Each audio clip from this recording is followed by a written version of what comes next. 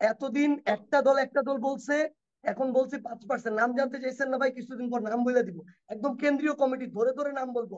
আওয়ামী লীগের কোন কেন্দ্রীয় কমিটির কাকে কাকে বাড়িতে কোন দলের কারা কারা আশ্রয় দিয়ে রাখছিল, এখনো রাখছে, ভবিষ্যতে রাখার পরিকল্পনা করছে, কত টাকার বিনিময়ে, কত ক্ষমতার বিনিময়ে, কোন নেগোসিয়েশনে, ইচ এন্ড এভরিথিং বলা হবে। আমার ভাই আমার মনে হলো যে সবকিছু খুব পার্সোনালি নিয়েছিল আর কি।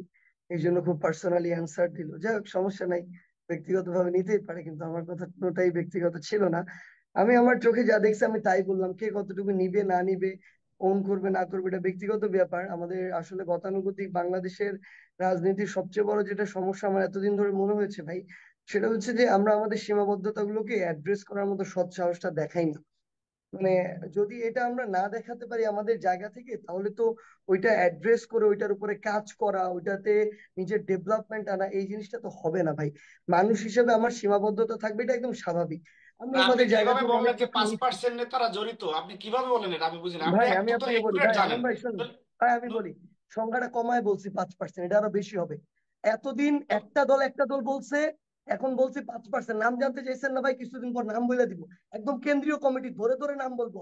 আওয়ামী লীগের কোন কেন্দ্রীয় কমিটির কাকে কাকে বাড়িতে কোন দলের কারা কারা আশ্রয় দিয়ে রাখছিল, এখনো রাখছে, ভবিষ্যতে রাখার পরিকল্পনা করছে, কত টাকার বিনিময়ে, কত ক্ষমতার বিনিময়ে, কোন নেগোসিয়েশনে, ইচ এন্ড এভরিথিং বলা হবে। কোনো চিন্তার সেটা কোনো কারণ শ্বেতপত্র নাই নিয়ে ভাই। আসেন, আমরা দেখি। এবং শেষ আমরা করি ভাই, দেখি। শেষ করি, কথার মাঝে কথা বলতে হয় না। আপনার কথার মাঝে আমি একটা কথা বলি নাই। আর আচ্ছা, আরেকটা আপনি যা জিনিস ভাই, বলছেন তাই বলে যাবেন ভাই, এটা তো হতে পারে না। ভাই আরেকটা, না না, আপনি আপনার সময় আবার বলবেন, সমস্যা নেই ভাই। আরেকটা জিনিস ভাই, একদম ক্লিয়ারলি বলি ভাই, এগুলো বললেন না, মানুষজন খুবই লজ্জা পায় ভাই এগুলো শুনলে। যে যে কয়েকজন শহীদ হয়েছে তার মধ্যে 5-6 জন বিএনপি শহীদ। মানুষ খুবই লজ্জিত হয়, হাসাহাসি করে। আপনারা অনেক বড় দল, আপনাদের প্রতি আমাদের সেই রেসপেক্ট আছে। আপনাদের যারা সিনিয়র লিডার তাদের সাথে যখন কথা বলি, তাদেরকে জিজ্ঞাসা করলে বুঝবেন যে সর্বোচ্চ রেসপেক্ট দিয়ে আমরা কথা বলি। ওই মিউচুয়াল রেসপেক্ট আমাদের ভিতরে থাকা প্রয়োজন। তাহলেই বাংলাদেশের রাজনীতি বা বাংলাদেশ সামনে ভালোর দিকে যাবে। এই রাজনৈতিক দলগুলা বা ব্যক্তিদের মধ্যে যদি এই মিউচুয়াল রেসপেক্ট না থাকে, তাহলে কখনো ভালোর দিকে যাবে না ভাই। কিন্তু যখন আপনি ওই ক্লাস 6-7 এর একটা ছেলেকে ওই লিস্টে আপনার ঢুকায় দিবেন, তারপরে বলবেন এ বিএনপির, বা এমন একজনকে ঢুকায় দিবেন যার পরিবার জামায়াতের সাথে সম্পৃক্ত, এটা দিয়ে প্রকাশ করবেন এবং এটা বলবেন, মানুষজন হাসাহাসি করবে। এগুলো বলবেন না ভাই। আমরা যদি এরকম বলি ভাই, আমরা 20 তারিখে, 20 জুলাই আমরা সরাসরি আপনাদের হাইকমান্ডের সাথে যোগাযোগ করছিলাম ভাই, যে আমরা বড় কিছু ভাবতেছি, খুনের পর খুন হচ্ছে। আমাদেরকে বলা হয়েছিল আমরা এখনো শেখ হাসিনার পতন নিয়ে ভাবছি না, এভাবে বলা হয়েছে ভাই 20 জুলাইয়ের দিকে। তো এগুলো আপাতত বললেন না ভাই, আমরা বলা শুরু করলে অনেক কিছু বলে ফেলবো। এক আস্তে আস্তে দফা বলবো, এক লিখবো, দফা সমস্যা নাই ভাই। ঘোষণার জন্য আমরাও তো কথা ভাই ভাই বলছি ভাই, প্লিজ, আপনার হয়তো বা আপনার সাথে বলিনি, অন্য আপনার জনের সাথে ভাই বলছি। আমি একটা কথা জিনিস তো বলি, বলছি, আবার এক আরেকটা দফা জিনিস ঘোষণার জন্য ভাই। সর্বোচ্চ প্রেসার আমরা দিয়েছিলাম এগুলো। আপনি হান্নান এটা জিজ্ঞেস করেন, আপনি ভাই ইয়ের ভাই ইয়ের একটু সাথে আসি কথা ভাই। বলেন। এক দফা ঘোষণার ভাই জন্য আমরা প্রেসার দিই না। ভাই একটু বলি ভাই, শুধু আপনারা না ভাই, জামায়াত বলি, শিবির বলি, সিভিল সোসাইটি বলি, অন্যান্য যারা আছে, সকলেই তাদের জায়গা থেকে এই আন্দোলনে বিভিন্ন ভাবে সাপোর্ট দিছে, সমর্থন করছে। নো ডাউট ভাই, আমরা তো একবারে বলি নাই। আপনি একটু আগে বললেন 16 বছর অস্বীকার করতেছি, না ভাই আমি কিন্তু এটা বলি নাই। আমরা আমাদের জায়গা থেকে যেটা বলছি, যে 16 বছরে সবার আলাদা আলাদা স্ট্রাগল ছিল, এটা আমরা স্বীকৃতি দেই। আমরা যে একটা ঘোষণাপত্রে রাফ করছিলাম, সেখানেও এটা ছিল ভাই, নো ডাউট, কোনো সমস্যা নেই। বাট ফ্যাক্ট হচ্ছে আমাদের জায়গা থেকে 16 বছরে যে জিনিসটা হয় নাই ভাই, 36 দিনে একটা ওই তরুণ সমাজ বলেন, ছাত্ররা বলেন, যাই বলেন না কেন, 36 দিনে তারা সামনে থেকে, পিছনে সবাই ছিল, দ্বিমত নাই, কিন্তু তারা সামনে থেকে 36 দিন এটা করছে। এটা স্বীকার করার মতো এবং তাদের প্রতি ওই রেসপেক্টটা শো করার মানসিকতা আমাদের থাকতে হবে। এবং সেটা তো আমরা আমরা আমাদের জায়গা শতভাগ থেকে স্বীকার করি অলওয়েজ, ভাই, কি বলেন ভাই আমরা এটা তো ভাই প্লিজ, ইসমাইল সম্রাটের ভাই বক্তব্য ছিল ওইটা, আমি তো আপনি বলি নাই। আপনাদের সেই আপনারা জাতীয় বীর, ভাই আপনি আপনারা অবদান কথার রাখছেন, মাঝে এগুলো তো বললে আমরা ভাই স্বীকার আমি করি আমার ভাই। ফ্লোটা হারাই। ঠিক ভাই আছে, আমার হ্যাঁ। যে ধরেন একটা স্পিচের কনসিকুয়েন্স আমি রেডি করছি, এটা আমি হারাই ফেলি ভাই। জি তো এটা জি আমি জি শেষ করে আপনি, সাইফুর ভাই আপনি অবশ্যই আমান ভাইকে আরেকবার সুযোগ দিবেন। জি আচ্ছা, জি। তো যেই জায়গা থেকে ভাই বলছিলাম যে মানে এই যে বিষয়গুলা, সবার কন্ট্রিবিউশন না হইলে ভাই, আপনি যে বললেন একজন রিক্সা চালক, সে রাস্তায় না নামলে এই আন্দোলন সফল হইতো না ভাই। সবাই নামছে, গার্মেন্টস কর্মী থেকে শুরু ইচ এন্ড এভরিওয়ান, এই জন্য সফল হয়েছে। বাট এখন এটার গড়ার জন্য আবার সবার কন্ট্রিবিউশন দরকার। এইখানে কন্ট্রিবিউশনটা এখন নাই, কমে গেছে। কেন কমে গেছে? আমরা এখন ব্যক্তি স্বার্থ নিয়ে ব্যস্ত হয়ে গেছি। আমাদের কাছে প্রত্যেকদিন 50% টাইম আমাদের নষ্ট হয় শুধুমাত্র ব্যক্তিগত সুপারিশ শুনতে গিয়ে। আমরা পাত্তা দিই না, কিন্তু যদি না শোনেন গালি দিবে, এর পিছনে আন্দোলন করলাম, এখন আমার কথা শোনে না। তো এই যে ব্যক্তি কেন্দ্রিক কিংবা গোষ্ঠী কেন্দ্রিক স্বার্থটা, এটার প্রাধান্যটা বেশি হয়ে গেছে। আর ভাই আরেকটা কথা আপনি একটু আগে বলছেন, ভাই আমি শতভাগে একমত। এখন আবার চাঁদাবাজি শুরু হয়েছে, বেশি পরিমাণে শুরু হয়ে গেছে ভাই। আবার দখলদারিত্ব শুরু হয়েছে। ওইদিন কেরানীগঞ্জ গেছি, কেরানীগঞ্জে বলছে আগে প্লট গুলা যে মানুষ কিনতো, ফ্ল্যাট কিনতো, যত টাকা চাঁদা দিতে হইতো এখন আরো বেশি দিতে হইতেছে। এগুলো আরো বেশি পরিমাণে শুরু হয়েছে ভাই। আমার কিছু বলা লাগবে না, ব্যক্তি স্ট্যাটাসে বলার দরকার নেই ভাই। আপনি আপনার এই জায়গাটা দেখে একজন নিউট্রাল মানুষের কাছে জানবেন কারা এগুলা করছে। যদি আমার নাম বলে ভাই, তাহলে আমি আমি মেনে নিব।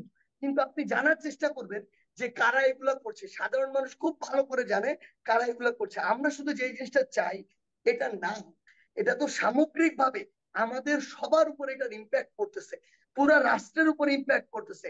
আমরা আমাদের জায়গা থেকে আপনাদের কাছে, পুরো দেশের মানুষের কাছে ভাই একটাই জিনিসই চাওয়া, এই যে ক্ষমতার যে জিনিসটা, ক্ষমতা বাদ দিলাম ভাই, আমাদের জীবনই কখন চলে যাবে আমরা জানি না।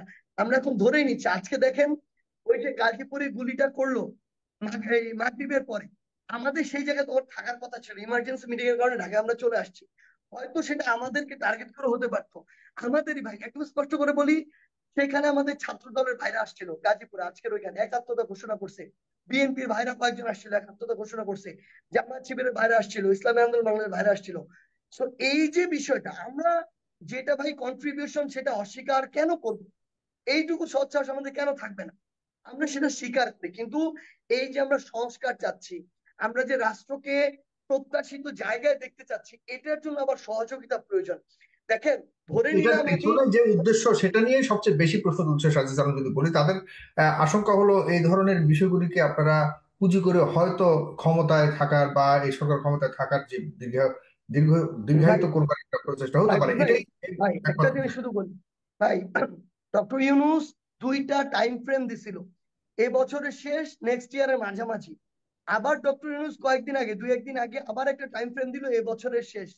আপনি শুধু একটা জিনিস বলেন, বৈষম্য বিরোধী ছাত্র আন্দোলন কিংবা জাতীয় নাগরিক কমিটির জায়গা থেকে অফিসিয়ালি এটার বিপক্ষে একটা স্টেটমেন্ট গেছে যে না, এই বছরের শেষে হওয়া যাবে না, আরো এক বছর পরে হইতে হবে? স্টেটমেন্ট যায়নি, কিন্তু সুন্দর এই একটা চিত্র তো স্টেটমেন্ট। দেখা যাচ্ছে না যে আপনারা সংস্কার শুরু করেছেন, সেটা আগামী এই সময়ের মধ্যে শেষ করতে পারবেন, যেটি গত 6 মাসে দেখা যায়নি। আগামী 7-8 মাসে এগুলি কমপ্লিট করতে পারবেন, এরকম ভাই আস্থা তো রাখা মানে, যাচ্ছে না। ভাই একটা জিনিস আমি বলি ভাই, সরকার, আমরা কখনো প্রত্যাশাই করি না যে যে যে সংস্কার গুলো এই মুহূর্তে বাংলাদেশের প্রয়োজন তারা 6 মাস বা এক বছরে করে যাবে, এটা সম্ভব না ভাই। আমরা আমাদের জায়গা থেকে বিগত 6 মাসে এরকম স্ট্রং ভয়েস দিয়ে কথা বলি নাই, কারণ পুরো একটা রেজিমকে আগে ভাঙতে হয়েছে, এরপরে সেটাকে ধীরে ধীরে গড়তে হয়েছে। আমরা মনে করি এই যে সুপ্তাবস্থা, এটা 6 মাসে শেষ। আমরা মনে করি এখন আমাদের ভয়েস রেজ করতে হবে এই কারণেই, কোনো না কোনো ভাবে অভ্যুত্থানের সামনের সারিতে নেতৃত্বে থাকার কারণে এই সরকারের ব্যর্থতা কিংবা সফলতা, দুইটারই দায়ভার আমাদের উপরে কিছু না কিছু আসে। আমরা আমাদের জায়গা থেকে চাই যে ফোর্স ক্রিয়েট করে হোক, চাপ দিয়ে হোক, বিগত 6 মাসে আমার 24 জন উপদেষ্টা এরকম 24টা কাজ করুক, যেটা আমি আগামী যতদিন বাঁচবো অন্তত গর্ব ভরে বলতে পারবো যে এরকম একটা সুযোগ পেয়েছিল, এই কাজটা হয়েছে। এই জন্য আমাদের জায়গা থেকে হয়তো এই 6 মাসে বা এক বছরে বা দেড় বছর সবকিছু হবে না, স্বাভাবিক। যতটুকু হবে ততটুকু তো আমরা আমাদের জায়গা থেকে করতে চাই। এটা তো এই অভ্যুত্থানের আকাঙ্ক্ষা ছিল। আমাদেরও তো আমাদের জায়গা থেকে এই মানুষগুলোর সামনে গিয়ে দাঁড়াতে হবে যারা আমাদের ডাকে আন্দোলনে নেমেছিল। সেই চাওয়া থেকে ভাই, যেমন এখন আমান ভাইরা কিংবা সম্রাট ভাই কিংবা মারুফ ভাই বা যারাই আছেন এখানে, সবাই যেমন তাদের জায়গা থেকে সরকারের যৌক্তিক সমালোচনা করছেন, এটা করছেন ভাই প্রত্যাশার জায়গা থেকে, অভ্যুত্থানের যে প্রত্যাশা, আমরাও সেটা থেকেই করছি। এই কারণে যৌক্তিক সমালোচনা করছি। কিন্তু ভাইদের সাথে আমরাও এই জায়গায় একমত, আজকে রিজভী সাহেব এই কথা বলেছেন যে সরকারকে আমাদের সামগ্রিক বাংলাদেশ রাষ্ট্রের স্বার্থের জন্যই টিকিয়ে রাখতে হবে। তো সেই জায়গায় আমাদের সমালোচনাও ততটা যৌক্তিক হওয়া প্রয়োজন, যতটা যৌক্তিক হওয়া উচিত, যতটা প্রাসঙ্গিক। করার জন্য করবো এমনটা না। আজকে আমাদের মনে হয়েছে আমরা 10টা জায়গায় দৌড়া এরকম একটা অ্যাকশন টিম করা প্রয়োজন অনুভব করেছি বলে আমরা দৌড়েছি। এটার জন্য ব্যক্তিগত আমাদের কোনো স্বার্থের জায়গা নেই। তো ভাই সামগ্রিকভাবে শুধু একটাই চাওয়া, আমাদের যৌক্তিক সমালোচনা থাকবে, কিন্তু এটা যেন কাদা ছোড়াছড়ির পর্যায়ে না যায়। আমাদের যৌক্তিক সমালোচনা থাকবে, এটা যেন খুব রেডিকাল না হয়, মানে এক লাইনে একটা কথা বলে দিলাম আর কি, এরকম যেন না হয়। আমাদের বাস্তবতা একটু চিন্তা করতে হবে। বাইরে থেকে বলা আর সিস্টেমের ভিতর থেকে ওয়ার্ক করানো দুটো এক জিনিস না। সামগ্রিকভাবে একটা জিনিসই চাচ্ছি, আমি বিএনপি হই, আমি জামায়াত হই, আমি ইসলামী আন্দোলন বাংলাদেশ হই, আমি নতুন ছাত্রদের রাজনৈতিক দল হই, দিন শেষে এই যে এত মানুষ জীবন দিল, রক্ত দিল, ভাই আমাদের সবার চোখের সামনে দিচ্ছে। এখানে যে ভাইরা আছে তারাও চোখের সামনেই দেখছে, আমরা মনে করি এই মানুষগুলো, এই পরিবারগুলো, এই জেনারেশনটা যেন আশাহত না হয়। আমরা দয়া করে সেটার জন্য কাজ করি। নিজেদের ভিতরে যদি কাদা ছড়াছড়ি করি তাহলে নিজেরাই মনে হয় আরো বেশি বিভাজিত হব, কাঙ্ক্ষিত লক্ষ্যে যেতে পারবো না। আশা করি এখানে একটাই প্রত্যাশা, আমরা ঐক্যবদ্ধভাবে এই অভ্যুত্থান স্পিরিটকে সামনে রেখে আগামীর বাংলাদেশ এমন ভাবে করব যেটা ওই অভ্যুত্থানের সময় চোখের সামনে লাশ রেখে আমরা বাংলাদেশকে কল্পনা করেছিলাম, সেই বাংলাদেশকে আমরা আগামীতে দেখতে চাই। এটার জন্য ঐক্যবদ্ধভাবে ব্যক্তি স্বার্থকে এক পাশে রেখে দেশের স্বার্থ, মানুষের স্বার্থকে সামনে রেখে কাজ করার কোনো বিকল্প নেই। আমরা আশা করি করতে পারবো, আর আমরা যদি চাই তাহলে এটা সম্ভব। সবাইকে অসংখ্য